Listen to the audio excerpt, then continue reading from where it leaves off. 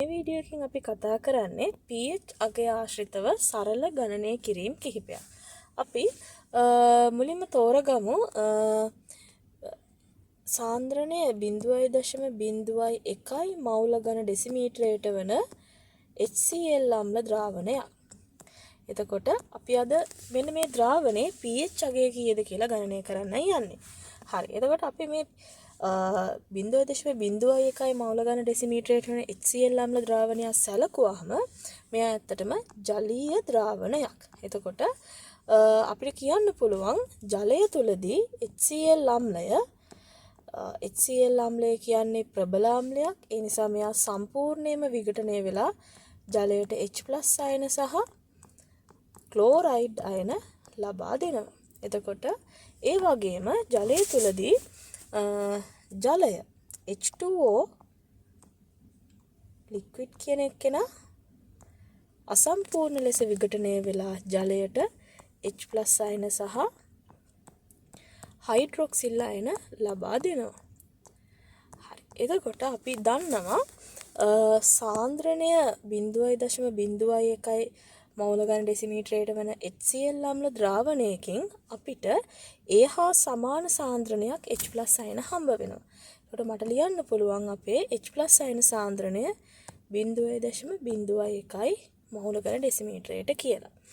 ඒ වගේම සෙල්සියස් 25 දී නම් ජලයේ විඝටනයෙන් අපිට හම්බ වෙනවා H+ අයන සාන්ද්‍රණයක් 1 ගුණ කිරීම 10⁻7යි මවුල ඝන ඩෙසිමීටරයට වන H+ අයන සාන්ද්‍රණයක් හම්බ වෙනවා. හරි. අපි මේ අගයන් දෙක ගත්තාම අපිට දෙවිධයකට H+ අයන හම්බ වෙනවා. එකක් හම්බ වෙනවා HCl අම්ල විඝටනයෙන් අපිට H+ අයන සාන්ද්‍රණයක් හම්බ වෙනවා. අනිත් එක ජලයේ විඝටනයෙන් අපිට H+ අයන සාන්ද්‍රණයක් හම්බ වෙනවා. ඒතර අපිට මේ ද්‍රාවණයේ තියෙන මුළු H+ අයන සාන්ද්‍රණය වෙන්නේ ඔය ලැබෙන H+ අයන සාන්ද්‍රණ දෙකේ එකතුව. එතකොට අපිට ලියන්න පුළුවන් 1 ගුණ කිරීම 10⁻2. මේක හම්බ වෙන්නේ HCl අම්ල විඝටනයෙන්. ඒ වගේම එකතු කරනවා 1 ගුණ කිරීම 10⁻7යි. එතකොට අපිට මේ අගයන් දෙක සැලකුවාම අපිට කියන්න පුළුවන් මෙන්න මේ 1 ගුණ කිරීම 10⁻7 කියන අගය ඉතාම කුඩා අගයක් මෙන්න මේ 1 ගුණ කිරීම 10⁻2 කියන අගයට සාපේක්ෂව. එතකොට අපිට කියන්න පුළුවන් මේ 1 ගුණ කිරීම 10⁻2 එකතු කිරීම 1 ගුණ කිරීම 10⁻7 කියන අගය ආසන්න වශයෙන් අපිට සමාන වෙනවා 1 ගුණ කිරීම 10⁻2යි මවුල ඝන ඩෙසිමීටරයට. මෙතනදී අපි මොකද කරන්නේ? ජලයේ විඝටනයෙන් ලැබෙන H+ අයන සාන්ද්‍රණය ඊටාම කුඩා අගයක් නිසා යව නොසලකා හරිනවා. හරි. එතකොට අපි H+ අයන සාන්ද්‍රණයේ වශයෙන් ගන්නේ ද්‍රාවණයේ තියෙන මුළු H+ අයන සාන්ද්‍රණයේ වශයෙන් ගන්නේ HCl විඝටනයෙන් ලැබෙන H+ අයන සාන්ද්‍රණය විතරයි. හරි. එතකොට අපිට මේ අගය පාවිච්චි කරලා අපිට ද්‍රාවණයේ pH අගය හොයන්න පුළුවන්. pH සමානයි ලඝු 10 පාදයට H+ අයන සාන්ද්‍රණය.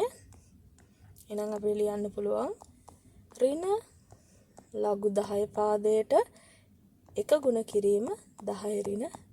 එතකොට අපි දන්නවා මේ අවස්ථාවේදී අපිට උත්තරයක් එනවා 2 වාරයක්. එතකොට අපිට එනවා උත්තරයක් pH අගය 2යි කියලා. එහෙනම් මෙන්න මේ ද්‍රාවණයේ pH අගය 2යි. හරි. ඒ වගේම අපි තවත් උදාහරණයක් ගමු. මෙතනදී මම ගන්නවා දෙවෙනි උදාහරණයේදී මම ගන්නවා සාන්ද්‍රණයේ 0.025 මවුල ඝන ඩෙසිමීටරයට වන H2SO4 අම්ල ද්‍රාවණයක්. සල්ෆියුරික් අම්ල ද්‍රාවණයක්. හරි. එතකොට සල්ෆියුරික් කියන්නේ ප්‍රබල අම්ලයක්. එයා ජලය තුලදී සම්පූර්ණයෙන්ම විඝටනය වෙලා ජලයට H+ අයන ලබා දෙනවා. කොට මෙතනදී මට කියන්න පුළුවන් H2SO4 කියන එකේන සම්පූර්ණයෙන්ම විඝටනය වෙලා ජලයට 2H+ 2H+ ලබා දෙනවා. මෙයා ද්විප්‍රෝටික අම්ලයක් කියලා අපි හඳුන්වනවා. ඒ වගේම සල්ෆේට් අයන ද්‍රාවණයට ලබා දෙනවා. එතකොට අපිට සල්ෆියුරික් අම්ලයේ ආරම්භක සාන්ද්‍රණය වෙන්නේ 0.02.5 m. නමුත් අපිට තේරෙනවා ස්ටොයිකියෝමෙට්‍රික අනුපාතය අනුව එක සල්ෆියුරික් අම්ලයකින් H+ අයන දෙකක් ලබා දෙනවා. එහෙනම් අපිට H+ අයන සාන්ද්‍රණය ගන්න පුළුවන් දෙක ගුණ කිරීම 0.025 කියලා. එහෙනම් H+ අයන සාන්ද්‍රණය කීයද වෙන්නේ? 0.05 m. ඒ වගේම මේ ද්‍රාවණයේදීත් අපිට ජලයේ විඝටනය ගත්තොත් H2O කියන ජලය අසම්පූර්ණ ලෙස විඝටනය වෙලා ජලයට H+ අයන සහ OH- අයන ලබා දෙනවා. එතකොට අපි මෙයාව හිතුවොත් අපි මේ දේ වෙන්නේ සෙල්සියස් අංශක 25 දී නම් H+ අයන ලබා දෙනවා ජලයේ විඝටනයෙන් එක ගුණ කිරීම 10^7ක් වගේ ඉතා සුළු H+ අයන ද්‍රාවණය සාන්ද්‍රණයක් ලබා දෙනවා. ඒකට කලින් උදාහරණය වගේම තමයි අපේ මුළු H+ අයන සාන්ද්‍රණය ගන්න පුළුවන්. මුළු H+ අයන සාන්ද්‍රණයට එන්නේ සල්ෆියුරික් අම්ල විඝටනයෙන් ලැබෙන H+ අයන සාන්ද්‍රණය වගේම ජලයේ විඝටනයෙන් ලැබෙන H+ අයන සාන්ද්‍රණය එකතු. එහෙනම් අපිට කියන්න පුළුවන් 0.05 එකතු කිරීම එක ගුණ කිරීම 10^7යි. එහෙනම් අපිට ලියන්න පුළුවන් මුළු H+ අයන සාන්ද්‍රණය 0.05 එකතු කිරීම එක ගුණ කිරීම 10^7යි කියලා. කලින් අවස්ථාවේ වගේම අපිට කියන්න පුළුවන් එක ගුණ කිරීම 10^7ක් කියන එක ඉතාම කුඩා අගයක්. එතකොට මේ හින්දා අපිට එක ගුණ කිරීම 10^7 කියන එක නොසලකා හරින්න පුළුවන්. ඒකට මෙතනදී අපිට H+ අයන සාන්ද්‍රණය ආසන්න වශයෙන් ගන්න පුළුවන් 0.05 මවුල ඝන ඩෙසිමීටරයට කියලා. එහෙමත් නැත්නම් මට මේක විද්‍යාත්මක අංකණයෙන් ලියන්න පුළුවන් 5 ගුණ කිරීම 10^2 මවුල ඝන ඩෙසිමීටරයට කියලා. හරි. එතකොට අපි බලමු මෙන්න මේ ද්‍රාවණයේ pH අගය කීයද කියලා. අපි දන්නවා pH සමානයි ඍණ ලඝු 10 පාදයට H+ අයන සාන්ද්‍රණය. එහෙනම් අපිට කියන්න පුළුවන් ඍණ ලඝු 10 පාදයට 5 ගුණ කිරීම 10^2. හරි. එහෙනම් මෙතන අපිට සංඛ්‍යා දෙකක් ලියනවා. මම මේක වඩාත්ම සරල විදිහට ඉදිරිපත් කරන්නම්. අපි දන්නවා ලඝු ගණකයේ වලදී යම්කිසි සංඛ්‍යා දෙකක් ගුණ වෙනවා නම් අදාළ ලඝු අගයන් එකතු වෙනවා. එහෙනම් මට මෙහෙම ලියන්න පුළුවන් ඍණ ලඝු 10 පාදයට 5 එකතු කිරීම ඍණ ලඝු 10 පාදයට 10^2. එතකොට අපි මේක ලඝු පොතෙන් හෙව්වොත් පහේ ලඝු අගය ගත්තොත් 0.699 බිඳුව බවට පත් වෙනවා. එතකොට අන්න ඒ අගය ඍණ ලකුණෙන් ගුණ කරාම අපිට එනවා උත්තරයක් ඍණ 0.699 බිඳුව කියලා උත්තරයක් එනවා. ඒ වගේම ඍණ 2 කියලා කියන්නේ ඍණ අගුරෙන් ගුණ කරාම ඒක ධන 2 බවට පත් වෙනවා.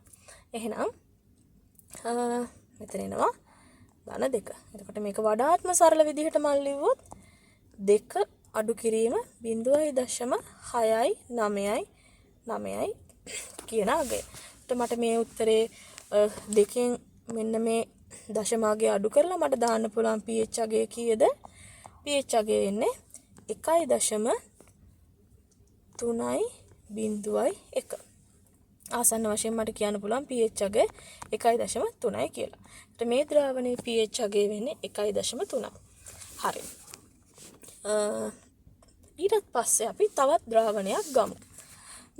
මේ ද්‍රාවණය ගත්තහම මේ ද්‍රාවණයේ HNO3 අම්ල ද්‍රාවණයක් ගමු.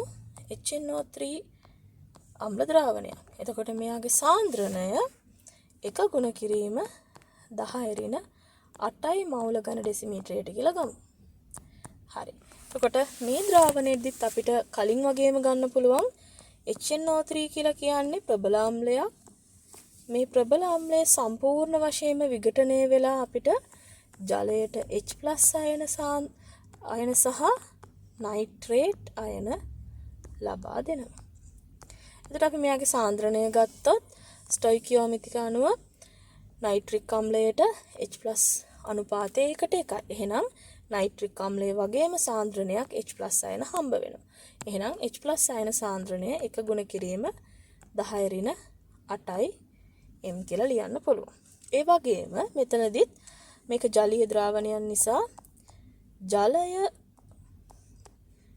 අසම්පූර්ණ ලෙස විඝටනයෙන් අපිට ජලයට H+ අයන සාන්ද්‍රණයක් අයන සහ හයිඩ්‍රොක්සිල් අයන ලබා දෙනවා. හරි. එතකොට කලින් අවස්ථාවල වගේම තමයි මේක සෙල්සියස් අංශක 25 දී කියලා ගත්තොත් මේ අවස්ථාවේදී H+ අයන සාන්ද්‍රණය වෙන්නේ 1 ගුණ කිරීම 10⁷ වෙනවා. හරි. එතකොට ද්‍රාවණයේ මුළු H+ අයන සාන්ද්‍රණය වෙන්නේ HNO3 විඝටනයෙන් ලැබුණු H+ අයන සහ ජලයේ විඝටනයෙන් ලැබුණු H+ අයන වල එකතුව. එහෙනම් 1 ගුණ කිරීම 10⁸ට එකතු කරන්න ඕනි 1 ගුණ කිරීම 10⁷. හරි. එතකොට අපිට මෙතනදී පේනවා කලින් අවස්ථාවල වගේ නෙමෙයි මේ දෙන්නගේ සැලකිය යුතු විශාල වෙනසක් නැහැ. අපිට ජලයේ විඝටනයෙන් ලැබෙන H+ අයන සාන්ද්‍රණය නොසලකා හරින්න බෑ මේ අවස්ථාවේදී. එතකොට අපිට මේ දෙකේ එකතුව ගන්න වෙනවා සම්පූර්ණ ද්‍රාවණයේ H+ අයන සාන්ද්‍රණයේ විදිහට. එහෙනම් මම මේක සරල කරලා ලියනවා 0.1 ගුණ කිරීම 10⁷ එකතු කිරීම 1 ගුණ කිරීම 10⁷.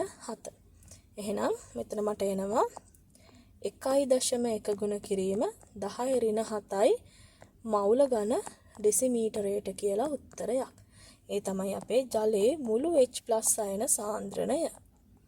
හරි. දැන් අපි බලමු මේ ද්‍රාවණයේ pH අගය කීයද කියලා.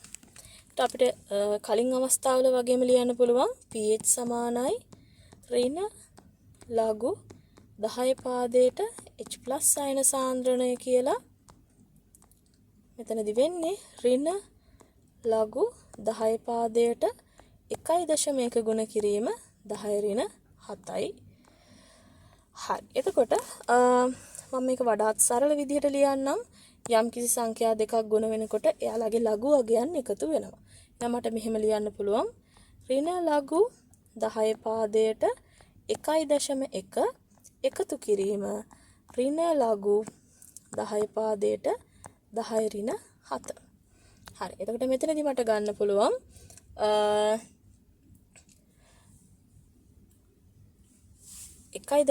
මෙතනදී මට ගන්න පුළුවන් 1.1 ලඝු අගය ගන්න පුළුවන් ලඝු පොතෙන් ගන්න පුළුවන් මේක එන්නේ 0.0414 0.0414. එතකොට මෙතන ඍණ ලකුණක් තියෙන නිසා මට සිද්ධ වෙනවා මෙයා ඉස්සරහින් ඍණ ලකුණක් දාන්න. එතකොට අපි දන්නවා 10⁷ කියලා කියන්නේ එයාගේ ලඝු අගය ගත්තාම එකතු කිරීම 7ක් බවට පත් වෙනවා. ඒක සිද්ධ වෙන්නේ ඍණ 7 ලඝු අගය ඍණ 7යි ඍණ අගය මෙන්න මේ ඍණ ලකුණත් එක්ක ගුණ කරාම ධන 7ක් බවට පත් වෙනවා.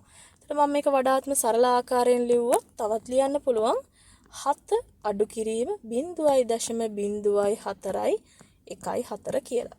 එතකොට මේකට මට උත්තරයක් එනවා